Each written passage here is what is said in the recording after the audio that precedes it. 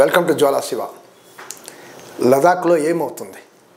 అక్కడ శాంతి ప్రేమ కోరే ప్రజలు ఇలాంటి పోరాటాలు ఎందుకు చేస్తున్నారు? అసలు ఉధృత వాతావరణం ఎందుకు నెలకొంది? అసలు సోనం వాంగ్చుక్ టెర్రరిస్టా లేకపోతే యాక్టివిస్టా? అసలు ఈ సోనం వాంగ్చుక్ ఎవరు? లదాఖ్ ప్రజలు ఏం కోరుకుంటున్నారు? ముందుగా సోనం వాంగ్చుక్ గురించి వద్దాం. సోనం వాంగ్చుక్ ఒక ఇంజనీర్, మెకానికల్ ఇంజనీర్. ఆయన పర్యావరణవేత్త. పర్యావరణం మీద చాలా ఎక్స్పెరిమెంట్స్ చేశాడు. ఓ ఇన్నోవేటర్ ఆయన చెప్తారు. మ్యాగ్సెసే అవార్డు విన్నర్ కూడా ఆయన. ఉదాహరణకి సోలార్ పవర్ పోర్టబుల్ టెంట్లు ఆయన తయారు చేశాడు ఇండియన్ ఆర్మీ కోసం. ఇండియన్ ఆర్మీ అక్కడ -40, -50 డిగ్రీస్లో ఉంటారు. వాళ్ళకి ఒక సోలార్ పవర్ టెంట్, అంటే పెట్రోల్ డీజిల్ ఇవన్నీ కాల్చకుండా మీరు డైరెక్ట్గా సోలార్ పవర్ ద్వారా మూవబుల్ పోర్టబుల్ టెంట్లు 10 మంది ఉండేటట్టు అలాంటి టెంట్లు ఆయన తయారు చేసి ఇచ్చాడు వాళ్ళకి. అంత గొప్ప మనిషి. అదే రకంగా సెక్మోల్ అనే స్కూల్ ఉంది, ఆయన నడిపిస్తున్నాడు స్కూల్. పేద విద్యార్థులందరికీ, లదాఖ్ నుంచి పేద విద్యార్థులందరూ అక్కడ వస్తారు. నేను విజిట్ చేశాను ఆ స్కూల్ని. ఆ స్కూల్లో ఎలాంటి ఒక ఇన్నోవేటివ్ అంటే ప్రపంచంలో ఎక్కడ కనబడదు అలాంటి ఇన్నోవేటివ్ ఆయన చేశాడు. భారతదేశంలో అయితే కనబడదు. ఆయన ఏం చేశాడు, -40లో ఉన్నప్పుడు ఆ స్కూల్ని ఎట్లా రక్షించాలి? అందరు హీటర్ పెడతారు. హీటర్ పెడితే మళ్ళీ మీరు పెట్రోల్ డీజిల్ కాల్చాలి. లేదు, ఆయన ఏం చేశాడు, ప్లాస్టిక్ తీసుకుని వచ్చాడు. ప్లాస్టిక్ కవర్ వేసాడు. మొత్తం స్కూల్ బిల్డింగ్ మొత్తం ప్లాస్టిక్ కవర్ వేసేస్తాడు. వేసేస్తే ప్లాస్టిక్ కవర్ అనేది వేడి చేస్తుంది. సో ఆ టెక్నిక్ వాడాడు ఆయన. గొప్పతనం. అక్కడ పంటలు, పిల్లలే అక్కడ పంటలు కూరగాయలన్నీ వాళ్ళే పండిస్తారు. వాళ్ళ కిచెన్లు, వాళ్ళ భోజనానికి అది పనిచేస్తుంది, సరిపోతుంది. అదే రకంగా సోలార్ ఎనర్జీ ఎక్కువ వాడతారు. వాళ్ళ కిచెన్లో ఎలక్ట్రిసిటీ, రూమ్లో అన్నిటికీ సోలార్ ఎనర్జీ. అవసరం లేకపోతే రూమ్స్లో కరెంట్ ఉండదు. అసలు బయట లైట్ వెలుతురు పైన ఎక్కువసేపు నడిపిస్తారు. అలా ఇది. మేము అక్కడ వెళ్ళినప్పుడు మాకు ఇవన్నీ ఎక్స్ప్లెయిన్ చేస్తూ అక్కడ ఒక అసిస్టెంట్ ఆయన అన్నాడు, మీరు లాస్ట్లో మీకు ఒక గిఫ్ట్ ఇస్తామన్నాడు. సరే, ఏం గిఫ్ట్ ఇస్తారు? లాస్ట్లో వెళ్ళేటప్పుడు ఏమంటే మీరు ఏదో గిఫ్ట్ ఇస్తా అన్నారు, ఏమి ఇస్తారంటే ఆయన ఒకటి చెప్పాడు. ఇదో మీరు ఉదయం లేస్తే ఏం చేస్తారు? ఉదయం లేస్తే మీరు కిటికీలంతా ఓపెన్ చేసేయండి. ఇంట్లో కిటికీలంతా ఓపెన్ చేసేయండి. సన్లైట్ వస్తుంది. మీరు లైట్ ఆన్ చేయాల్సిన అవసరం లేదు. మీకు చాలా కరెంట్ ఆదా అవుతుంది. పొల్యూషన్ తగ్గడంలో మీరు చాలా పెద్ద పాత్ర వహిస్తారు అని ఆయన చెప్పారు. అప్పటి నుంచి మేము పాటిస్తున్నాం ఈ రోజు వరకు. అంటే బ్యూటిఫుల్ అడ్వైస్ అది. అది గిఫ్ట్ అన్నాడు. అంటే పర్యావరణం అంటే వాళ్ళ ఇదేంటంటే రీయూస్, రెడ్యూస్, రీసైకిల్. ఇది ఆయన సిద్ధాంతం.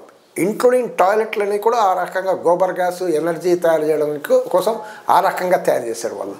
అంటే ఆ పిల్లలకి చదువుతో పాటు మన పర్యావరణాన్ని ఎట్లా రక్షించాలి, మన సమాజాన్ని ఎట్లా రక్షించుకోవాలనేది కూడా ఆ రకంగా నేర్పించే గొప్ప ఇది. అదే రకంగా Himalayan institute of alternatives Ladakh అనేది కూడా స్థాపించాడు ఆయన, HIAL. దాంట్లో ఈ మొత్తం పర్యావరణాన్ని ఎట్లా ఇది చేయాలి దీనిపైనే ఆయన ఎక్కువ కాన్సన్ట్రేషన్. ఎందుకంటే లదాఖ్ ఒక ఎలాంటి ప్లేస్లో ఉంటుందంటే మొత్తం అక్కడ మీరు పర్యావరణం కాపాడకపోతే ఆ లదాఖ్ ప్రాంతంలో ఐస్ అంతా కరిగిపోతే మళ్ళీ ఎట్లా అవుతుంది? సో కాపాడాలి. ఐస్ స్తూపాలు తయారు చేశాడు వింటర్లో. ఐస్ స్తూపాలు అంటే ఏంటి అంటే వింటర్లో అది వాటర్ని ఆ రకంగా స్టోరేజ్ లాగా ఉంటుంది స్తూపాలు. అలా స్తూపాలు చేస్తే వాటర్ స్టోరేజ్. తర్వాత అదే వాటర్ మీకు డైరెక్ట్గా తర్వాత మీకు ఉపయోగపడుతుంది. అంటే వాటర్ని కూడా వేస్ట్ చేయకుండా ఆ రకంగా ఒక గొప్ప ఇది. ఆయన పైన మనం చూసాం 3 Idiots సినిమా కూడా చూసాం, అమీర్ ఖాన్ సినిమా. అది కూడా ఆయన గొప్పతనాల పైన ఆయన చేసిన ఇన్నోవేషను, ఆయన చేసిన సమాజ సేవని కూడా హైలైట్ చేసి ఆ సినిమా అనేది తీయడం జరిగింది. ఆయన ఇప్పుడు లదాఖ్ ప్రజలు ఎలా ఉంటారంటే నేను చిన్న ఎగ్జాంపుల్ చెప్తాం. మేము చిన్న హోటల్లో ఉన్నాం. ఆ హోటల్లో మేము ఒక 11,000 డ్యూ ఉన్నాం ఆ హోటల్కి. మేము అక్కడ ఆ టైంలో ఈ జీపే అవన్నీ ఇస్తుంటే ఏం పోవట్లేదు. సో అక్కడ కరెంటు కూడా లేదు, అంటే మీకు సిగ్నల్ లేదు. సిగ్నల్ లేకపోవడం వల్ల ఏం చేయలేకపోతున్నాం. ఇప్పుడు మేము ఎయిర్పోర్ట్ వెళ్ళిపోవాలి. వెళ్ళి మళ్ళీ లే నుంచి ఢిల్లీ, హైదరాబాద్ రావాలి. సో మేము ఎయిర్పోర్ట్ వెళ్ళాలి, టైం దగ్గర అయింది. ఆయన హోటల్ అయితే ఏం చేశాడు, మీరు పర్వాలేదు, డోంట్ వరీ అండి, మీరు అక్కడ వెళ్ళి అక్కడి నుంచి మీరు మాకు పంపించండి, మీరు లేదా హైదరాబాద్ వెళ్ళి మాకు పంపించండి అన్నారు. ఎవరైనా ఇట్లా అంటారండి? 11,000 డ్యూస్ అండి. 5-6 సంవత్సరాల ముందు ఆయన వాళ్ళు ఆ రకంగా అన్నారు. అంటే అంత నమ్ముతారు ప్రజల్ని. అంతే అక్కడంతా లదాఖ్ అంతా 97% ట్రైబల్స్. వాళ్ళంతా అమాయకంగా ఉంటారు, చాలా మంచి హ్యూమన్గా ఉంటారు అనేది ఇది చిన్న ఉదాహరణ. ఇప్పుడు లదాఖ్ పోరాటం ఎందుకు జరిగింది, లదాఖ్ వాళ్ళు కోరేది ఏంటి అని చూస్తే ఇప్పుడు సోనం వాంగ్చుక్ చాలా పోరాటాలు చేశాడు. దాంట్లో ఒకటి లే నుంచి ఢిల్లీ వరకు బై రోడ్ మార్చింగ్ అని చేశాడు. తర్వాత ఢిల్లీలో ఆయనకి పర్మిషన్ ఇవ్వలేదు ఎంట్రీ కాగానే. తర్వాత కోర్టు ఇటు పర్మిషన్ ఇచ్చారు. తర్వాత ప్రెషర్ తర్వాత ఆయన హంగర్ స్ట్రైక్ కూడా చేశాడు ఢిల్లీలో. టాక్స్ కూడా పిలిపించాడు, టాక్స్లో మాట్లాడాడు, ఏదో హామీలు ఇచ్చారు, లేదు. తర్వాత బ్యాక్ వచ్చారు. ఇప్పుడు మళ్ళీ సెప్టెంబర్ 10th నుంచి హంగర్ ఫాస్ట్ ఆమరణ నిరాహార దీక్ష అనేది కాల్ ఇచ్చాడు. చాలామంది ఆయనతో పాటు పాల్గొన్నారు. సెప్టెంబర్ 23న ఏం జరిగిందంటే దాంట్లో ఇద్దరు, ఒక ఆయన 60 సంవత్సరాలు, ఒక ఆయన 72 సంవత్సరాలు వృద్ధులు. వీళ్ళకి కొంచెం అనారోగ్య సీరియస్గా ప్రాబ్లం వచ్చింది. సీరియస్గా ప్రాబ్లం అయితే హాస్పిటల్ తరలిపోయారు. వాళ్ళ సీరియస్ కండిషన్ అని తెలిసి అక్కడ ప్రజలందరికీ ఉధృత అనేది నెలకొల్లింది. అక్కడ యూత్ అందరూ పెద్ద ఎత్తున 7,000 మంది లే అదే లదాఖ్ రాజధాని లేలో వచ్చారు. ఎప్పుడు సెప్టెంబర్ 24th వచ్చి ప్రొటెస్ట్లు చేశారు. దాంట్లో హింస కూడా జరిగింది. హింస వాళ్ళ వల్ల జరిగిందా ఎవరి వల్ల జరిగింది అనేది మనకు తెలియదు. అది ఒకటి చూడాలి, అది ఒక పాయింట్. అదే రకంగా టియర్ గ్యాసు ఆ రకంగా చేయడం వల్ల కూడా కొంతమంది చనిపోయారు కూడా. సో 4 చనిపోయారు అనేది ఇప్పుడు వార్త.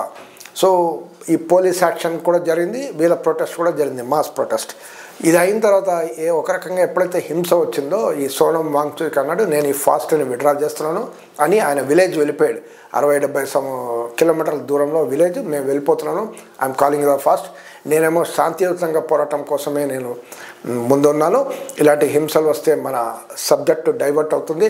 అదే రకంగా మనం ఏదైతే కోరుకుంటున్నామో అది వెనకపోతుంది. కాబట్టి ఇది కాదు అని ఆయన వెళ్ళిపోయాడు. క్లియర్గా చెప్పాడు, వీ వాంట్ పీస్ఫుల్ ఓన్లీ అని క్లియర్గా ఆయన వెళ్ళాడు. ఆయన ఇప్పుడు ఆయన్ని NSA కింద అరెస్ట్ చేశారు, నేషనల్ సెక్యూరిటీ యాక్ట్ కింద అరెస్ట్ చేశారు. అంటే ఒక టెర్రరిస్ట్ నేషనల్ సెక్యూరిటీకి ఆయన హాని కల్పించేటట్టు అలాంటి ఒక ఇది. అదే రకంగా HIL ఏదైతే Himalayan institute of alternative institute ఏదైతే ఏర్పడాలో ఈ ఆల్టర్నేటివ్ వాతావరణం పైన ఏదో స్టడీస్ చేయడానికి ఆ భూమిని కూడా స్వాధీనం చేసినట్టు అలా పేపర్లో వస్తున్నాయి, వార్తలు వస్తున్నాయి. అంటే FRCA యాక్ట్ ఉల్లంఘన చేశారు కాబట్టి ఆ రకంగా చేస్తున్నాం అనేది కేంద్ర ప్రభుత్వం మినిస్టర్ ఆఫ్ హోమ్ అఫేర్స్ చేస్తున్నట్టు ఆ రకంగా వార్తలు. ఇప్పుడు వాళ్ళ డిమాండ్లు ఏంటి, మెయిన్ డిమాండ్లు ఏమంటే 4 ప్రధానమైన డిమాండ్.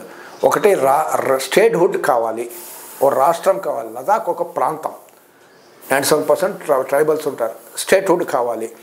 ఏమైంది, ఆర్టికల్ 370 కన్నా ముందు జమ్మూ అండ్ కాశ్మీర్లో ఉండేవాళ్ళు. లదాఖ్, కార్గిల్, జమ్మూ కాశ్మీర్ వీళ్ళంతా జమ్మూ అండ్ కాశ్మీర్ రాష్ట్రంలో ఉండేది.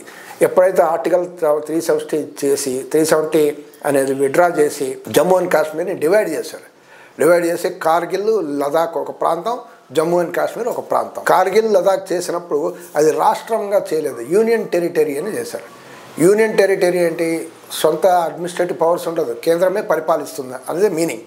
సో వీళ్ళేమంటున్నారు, మా స్వపరిపాలన కావాలి, మేము సొంతంగా కేంద్ర పరిపాలన కాదు, మా స్వపరిపాలన కావాలి. ఇది కరెక్టే కదా, న్యాయం అనే డిమాండ్. ఇంకోటి 6th షెడ్యూల్లో 6వ షెడ్యూల్లో ఈ లదాఖ్ని చేర్చమని డిమాండ్.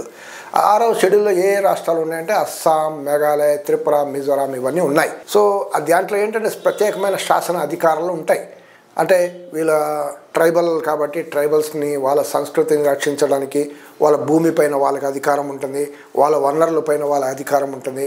ఇవన్నీ ఈ న్యాయమైన కోరిక. ఎందుకంటే మనం చూస్తున్నాం గిరిజన ప్రాంతాల్లో గిరిజనులకి ఆటోనమస్ అనేది ఆర్టికల్ 371, 372 ఇవన్నీ పెడుతుంటారు. సో ఈ రకంగా అది ఇవ్వాల్సిన అవసరం ఉంది, న్యాయమైన డిమాండ్ అది అనేది ఇప్పుడు నిరాకరిస్తున్నారు. ప్రభుత్వం అనేది ఒరిజినల్గా బీజేపీ మేనిఫెస్టోలో 2020లో ఇస్తాము, రాజ్యాంగం ఇస్తాం, 6th షెడ్యూల్ ఇస్తామని ప్రామిస్ చేశారు. కానీ ఇప్పుడు మేము మాట వెనక్కి తీసుకువెళ్తున్నారు అనేది వీళ్ళ ఆరోపణ, యాక్టివిస్టుల ఒక ఆలోచన. అదే రకంగా వాళ్ళు ఏమంటున్నారు, సపరేట్ పబ్లిక్ సర్వీస్ కమిషన్ ఇవ్వండి అంటున్నారు. ఎందుకంటే వాళ్ళ దగ్గర గ్రాడ్యుయేట్స్ ఉన్నారు, వాళ్ళ దగ్గర 24% గ్రాడ్యుయేట్స్ అన్ఎంప్లాయిడ్ ఉన్నారు. సో వాళ్ళు సపరేట్ పెడితే వాళ్ళేమో ఇండియాలో పబ్లిక్ సర్వీస్ అని పెట్టి ఆ చిన్న లదాఖ్ ట్రైబల్ పాపులేషన్ని ఇండియన్స్తో పెద్ద ఢిల్లీ, బాంబే, మహారాష్ట్ర, హైదరాబాద్ వీళ్ళతో పోటీ పడమంటే ఎట్లా అవుతుంది? సో వాళ్ళకి సెపరేట్ పబ్లిక్ సర్వీస్ కమిషన్ పెట్టి వాళ్ళకి అక్కడ ఉద్యోగాలు ఇచ్చేటట్టు చూడండి అన్నారు. ఇది న్యాయమైన డిమాండ్. అదే రకంగా ఇప్పుడు లోక్సభ, రాజ్యసభ సీట్ ఒక్కటే ఉంది లదాఖ్ అండ్ కార్గిల్కి, దీన్ని 2 పెంచమని అంటున్నారు. ఇది న్యాయమైన డిమాండ్. సో ఇక్కడ ఏంటి ఇవన్నీ ఎందుకు వస్తుందంటే కేంద్ర ప్రభుత్వం అక్కడ మెగా రెన్యూవల్ పార్క్ అనేది ప్లాన్ చేసింది. రెన్యూవబుల్ ఎనర్జీ పార్క్ అనేది ఎక్కడ లదాఖ్లో. ఆ లదాఖ్లో ఎక్కడ ప్లాన్ చేశారు, అక్కడ లదాఖ్లో గ్రీన్ ఏరియాస్ చాలా తక్కువ ఉంటుంది. మీరు లదాఖ్ తిరిగితే మొత్తం మట్టి ఎక్కువ కనపడుతుంటుంది, గ్రీన్ అనేది చాలా తక్కువ కనపడుతుంటుంది. ఎందుకంటే అది ఆ ప్రాంతం అలాంటిది, ఆ కొండ ప్రాంతం అలాంటిది. సో ఆ గ్రీన్ ఏరియాలో ఈ పష్మినా ఈ షీపులు ఉంటాయి. పష్మినా అని ఏవైతే షీప్ ఉంటాయో అవి దాని లైఫ్ లైన్, దాని ఈ పశు పెంపకదారులు వీళ్ళంతా అది వాడుతుంటారు. ఎవరు వాళ్ళు చాంగ్పా ట్రైబ్స్ హెర్డ్స్ అనమాట, వాళ్ళు వాడుతుంటారు. 48,000 ఏకర్స్ 48,000 ఎకరాల ఆ గ్రీన్ ఏరియాస్లో రెన్యూవల్ పార్క్ పెడుతున్నారు. అంటే తద్వారా ఆ గ్రీన్ అనేది ప్రజలకు లేకుండా పోతుంది. మీరు కార్పొరేట్లు వస్తారు గ్రీన్ అనే పేరు మీద, మా గ్రీన్ని లదాఖ్ గ్రీన్ని మీరు మింగుతున్నారు అనేది వాళ్ళ ఆరోపణ, ప్రజల ఆరోపణ. కాబట్టి కాదు, ఈ కార్పొరేట్లు మైనింగ్లు పెట్టి ఇది చేసి మా ప్రాంతం ఒక ఎకలాజికల్ బ్యాలెన్స్ని సేవ్ చేయాలంటే, మా ప్రాంతం జాగ్రత్తగా సురక్షితంగా బాగా తీర్చిదిద్దాలంటే ఇలాంటిది కార్యక్రమాలు వద్దు, మాకు శాసనసభ హక్కులు ఇవ్వాలి అనేది చెప్తున్నారు. కానీ ఇప్పుడు ఏంటి, చాలామంది కొన్ని సైట్లు, కొంతమంది మీడియాలో, గోధి మీడియాలో వీళ్ళంతా పిచ్చి కుక్క, సోనం వాంగ్చుక్ టెర్రరిస్ట్ అని పేరు చెప్పి తిట్టడం. అంటే ఓ పిచ్చి కుక్క అని చెప్తే ఏమవుతుంది, ఈ పిచ్చోళ్ళందరూ కలిసి రాళ్ళు వేస్తారు. మనం చూస్తున్నాం ఇండియాలో ఇది పరిణామం. ఆ రకంగా ఈ లదాఖ్ ఉన్న న్యాయమైన పోరాటాన్ని నీలుగార్చడానికి ఇలాంటి కొన్ని శక్తులు కూడా పనిచేస్తున్నాయి. ఇది ఖండించదగింది. కాబట్టి లదాఖ్ వాళ్ళ న్యాయమైన పోరాటం, ఆ ట్రైబల్స్ వాళ్ళ పరిపాలన వాళ్ళకి ఇవ్వాలి అనేది న్యాయమైన demand. Thank you for watching Jwala channel.